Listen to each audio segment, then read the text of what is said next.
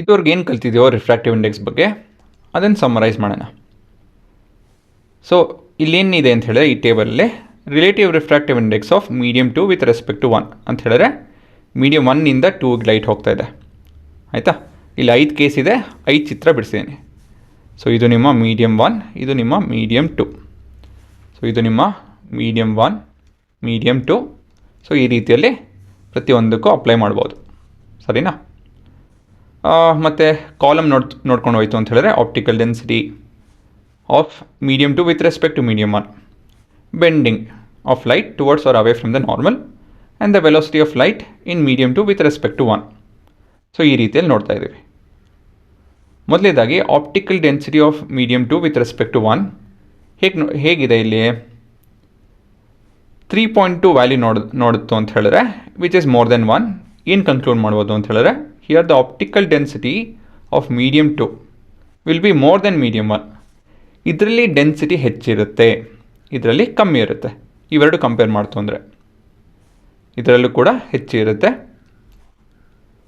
ಇದು ಈ value less than 1 ಇದೆ, ಹಾಗಾಗಿ the optical density will be less. ಇಲ್ಲೂ ಕೂಡ optical density will be less.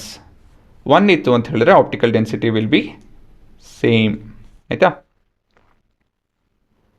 ಈ 4ರಲ್ಲೂ ಆ್ಯಕ್ಚುಲಿ 5ರಲ್ಲೂ ಹೈಯೆಸ್ಟ್ ಆಪ್ಟಿಕಲ್ ಡೆನ್ಸಿಟಿ ಯಾವುದರಲ್ಲಿ ಇರುತ್ತೆ ಅಂತ ಹೇಳಿದ್ರೆ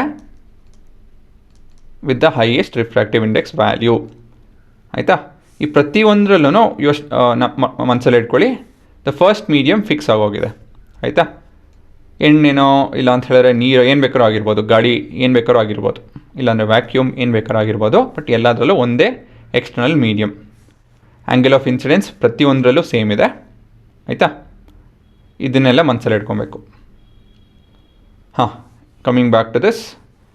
ಸೊ ಇದರಲ್ಲಿ ಲೋಯೆಸ್ಟ್ ಅಂತ ಹೇಳಿದ್ರೆ ಇದು with the least refractive index value ಅಲ್ವಾ. ಮುಂದಿಂದು will it bend away or towards the normal. ಯಾವುದೇ ವ್ಯಾಲ್ಯೂ ಮೋರ್ ದೆನ್ 1 ಇತ್ತು ಅಂತ ಹೇಳಿದ್ರೆ it will bend towards normal. ಇದು ಕೂಡ ಟುವರ್ಡ್ಸ್ ನಾರ್ಮಲ್. ಇದರಲ್ಲಿ ಅವೇ ಫ್ರಮ್ ದ ನಾರ್ಮಲ್, ಇದರಲ್ಲೂ ಕೂಡ ಅವೇ ಫ್ರಮ್ ದ ನಾರ್ಮಲ್.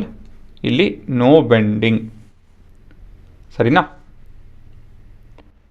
ಸೊ ಚಿತ್ರ ಬಿಡಿಸ್ಬೇಕು ಅಂತ ಹೇಳಿದ್ರೆ for a value of 3.2 the bending will be significant. ಈ ರೀತಿಯಲ್ಲಿ ಕಾಣುತ್ತೆ.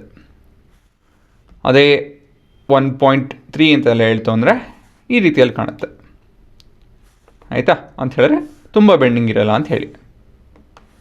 0.8ಗೆ it will bend away from the normal ಈ ರೀತಿಯಲ್ಲಿ. 0.5 ಅಂತ ಹೇಳಿದ್ರೆ it will bend away significantly. ಆಯಿತಾ, 1 ಇತ್ತು ಅಂತ ಹೇಳಿದ್ರೆ it will be in the same straight line. ಸರಿನಾ? ಮತ್ತು ಸ್ಪೀಡ್ ಕಂಪೇರ್ ಮಾಡಬೇಕು ಅಂತ ಹೇಳಿದ್ರೆ speed of light in medium 2 with respect to 1 ಆ ಥರ ನೋಡೋಕ್ಕೋಯ್ತು ಅಂತ ಹೇಳಿದ್ರೆ it will be less over here. ಇಲ್ಲೂ ಕೂಡ ಲೆಸ್ ಇರುತ್ತೆ. ಏನಕ್ಕೆ ಅಂತ ಹೇಳಿದ್ರೆ ಆಪ್ಟಿಕಲ್ ಡೆನ್ಸಿಟಿ ಹೆಚ್ಚಿದೆಯಲ್ಲ, ಇದರಲ್ಲಿ ಮೋರ್, ಇದರಲ್ಲಿ ಮೋರ್, ಇದರಲ್ಲಿ ನೋ ಚೇಂಜ್, ಸೇಮ್ ಅಂತ ಹೇಳಿ ಬರೀಬೋದು. ನೋ ಚೇಂಜ್ ಇಲ್ಲಾಂದರೆ ಸೇಮ್. ಈ 4ರಲ್ಲೂ 5ರಲ್ಲೂ ನಾವು ಕಂಪೇರ್ ಮಾಡ್ಬೋದು. ಇನ್ನು ಯಾವುದರಲ್ಲಿ ಸ್ಪೀಡ್ ಹೈಯೆಸ್ಟ್ ಇರುತ್ತೆ, ಲೋಯೆಸ್ಟ್ ಯಾವುದರಲ್ಲಿ ಇರುತ್ತೆ ಅಂತ ಹೇಳಿ. ಸೊ ಫಾಸ್ಟೆಸ್ಟ್ ಬಂದು ಮೀಡಿಯಮ್ 4ಅಲ್ಲಿ, ಸ್ಲೋಯೆಸ್ಟ್ ಬಂದು ಮೀಡಿಯಮ್ 1ಅಲ್ಲಿ. ಸೊ ಈ ರೀತಿಯಲ್ಲಿ ನಾವು ಇವೆಲ್ಲ quantities with this respective diagram compare ಮನಸ್ಸಲ್ಲಿ ಇಟ್ಕೊಂಡು, ಆಯಿತಾ, ಕಾನ್ಸೆಪ್ಟ್ ಮನಸ್ಸಲ್ಲಿ ಇಟ್ಕೊಂಡು ಉತ್ತರ ಕೊಡ್ಬೋದು. ಸೊ ಈ ಸ್ಲೈಡ್, ಈ ಪರ್ಟಿಕ್ಯುಲರ್ ವಿಡಿಯೋ ಅರ್ಥ ಆಯಿತು ಅಂತ ಹೇಳಿದ್ರೆ ನಿಮಗೆ refractive index the most difficult topic in this chapter ನಿಮ್ಗೆ ಅರ್ಥ ಆಯಿತು ಅಂತ ಹೇಳಿ ಲೆಕ್ಕ.